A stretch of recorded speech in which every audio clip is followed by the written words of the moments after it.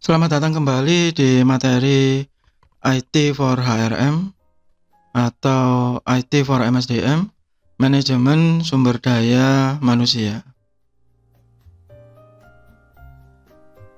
Kita masih di bab tentang redesigning di Organization with Information System, bagian ke-6.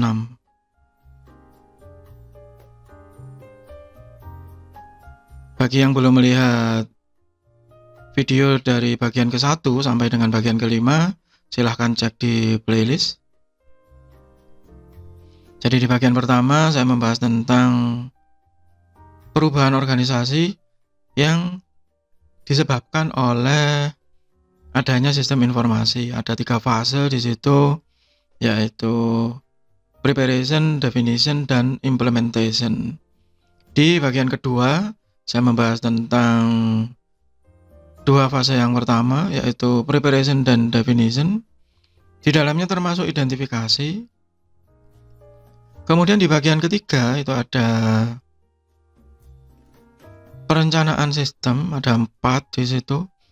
Ada information system plan, enterprise analysis, critical success factor, dan workflow management.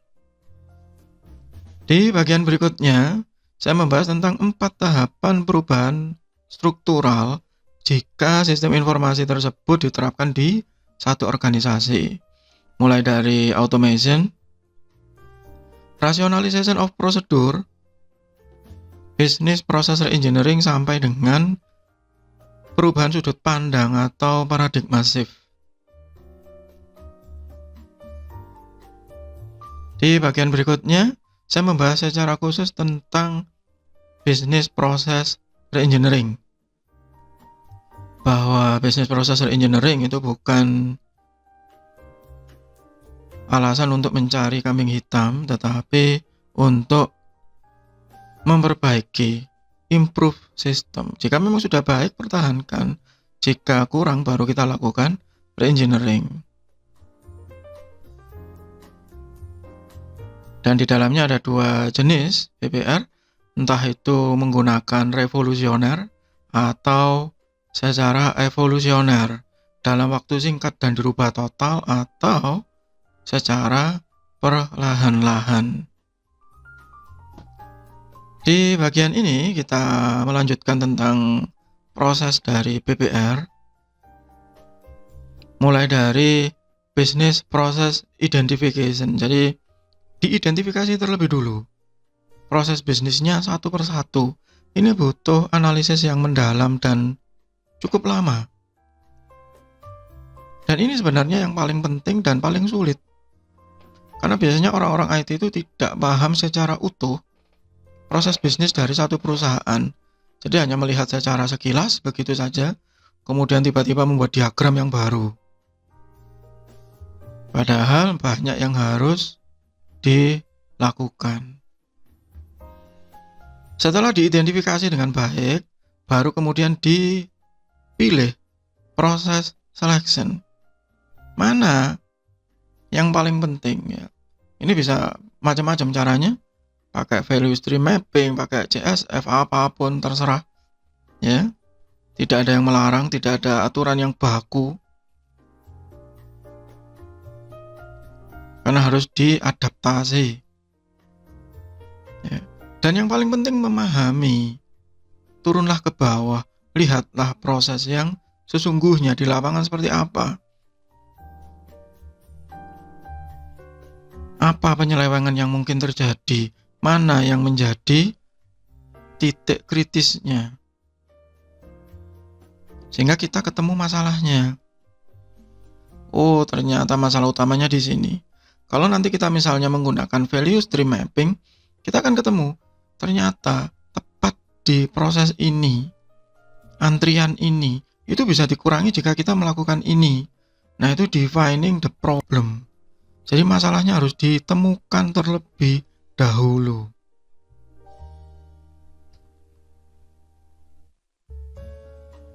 Baru kita melakukan redefinition.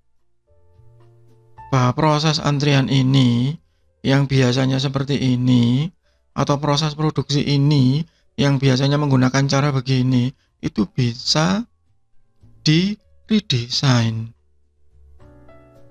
Kita lakukan redesign ya, khususnya untuk orang IT dia akan menggambar diagram baru. Terserah dia mau menggunakan apa. Mau menggunakan use case, mau menggunakan data flow diagram. Apa saja yang dia mampu, apa saja yang dia mau, apa saja yang dia merasa bahwa diagram saya ini nanti bisa dipahami oleh rekan-rekan non-IT, itu yang paling penting. Jadi jangan menggunakan diagram yang orang-orang non-IT itu tidak memahami sehingga redesigning-nya tidak dipahami. Kalau itu sudah tidak bisa dipahami, maka proses institutionalization itu tadi tidak akan bisa terjadi. Dan sebelum itu dilakukan, sebelum itu diimplementasikan, maka harus berpikir tentang HR process reengineering atau human resources process reengineering. Ya, karena kita ada di materi HRM, ini adalah koneksinya. Ada 4 proses reengineering kalau di bidang human resources yang menyertai BPR. Yang pertama adalah vision of top management, komitmen. Bukan hanya dari sisi biaya. Jadi misalnya, kami siap kok mas. Kami siap dengan biaya yang harus dikeluarkan untuk menerapkan sistem ini. Oke, silahkan. Tapi yang paling penting adalah visinya sama. Bahwa nanti sistem informasi ini betul-betul digunakan, betul-betul menjadi tulang punggung, itu yang paling penting. Sehingga ada sanksi yang tegas bagi yang retention atau resistant terhadap sistem informasi, menolak, entah itu secara tegas atau secara halus. Sebarkan paradigma yang sama, bahwa dengan adanya sistem ini, kita bisa menjadi lebih efisien. Kalau lebih efisien, maka omset meningkat. Kalau omset meningkat, maka penghasilan Anda juga akan meningkat. Itu visi yang harus sama. Salah satu cara yang paling banyak digunakan adalah menggunakan value stream mapping.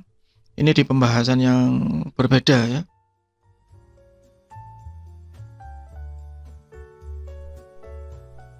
Delegation of responsibility. Jadi tidak semuanya itu raden ngabei gitu istilah kalau bahasa Jawa. Orang IT itu tidak bisa menjalankan semuanya, butuh bantuan.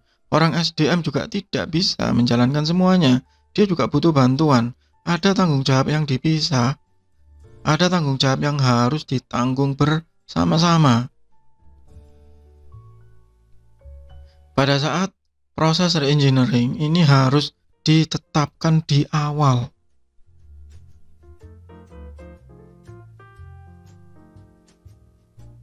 Jadi tidak ada yang mengeluh satu sama lain, tidak ada yang merasa ditinggalkan, dan meminimalkan perdebatan di saat implementasi. Dan yang terakhir adalah transparent KPI atau Key Performance Indicator yang transparan. Semua orang tahu KPI-nya masing-masing, tahu targetnya masing-masing. Di bagian sebelumnya saya membahas tentang benchmarking. Nah, ini benchmarking ini di sini. Ada baseline-nya, ada apa yang sekarang sedang terjadi, garis start yang baru.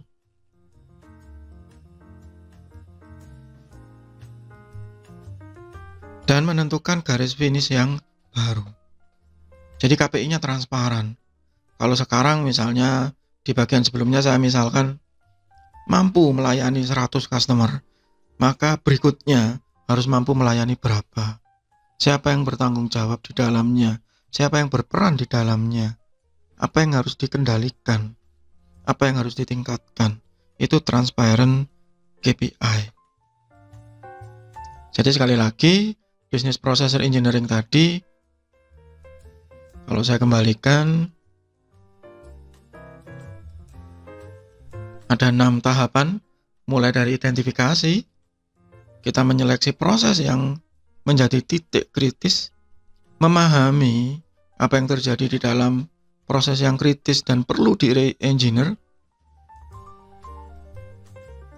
menemukan akar masalahnya, mendefinisikan ulang, mendesain ulang dengan diagram apapun yang disanggupi oleh pihak IT dan dipahami oleh pihak non-IT, dan melaksanakan Human Resource Process Engineering, mulai dari visi yang sama dari top management secara serempak. Gunakan value stream mapping atau metode yang lain terserah. Delegasi dari tanggung jawab bahwa ada yang harus dipikul bersama-sama di proses engineering, dan KPI yang transparan, baseline yang jelas, target yang jelas, benchmarking yang baik. Semua harus dilakukan bersama-sama supaya proses engineering ini berjalan lancar. Jika tidak, dipastikan akan mandek di tengah-tengah. Itu untuk sementara bab tentang redesign organization. Di bagian berikutnya, masih di bab yang sama, kita akan membahas tentang system development. Semoga bermanfaat. Tetap sehat, tetap semangat. Terima kasih.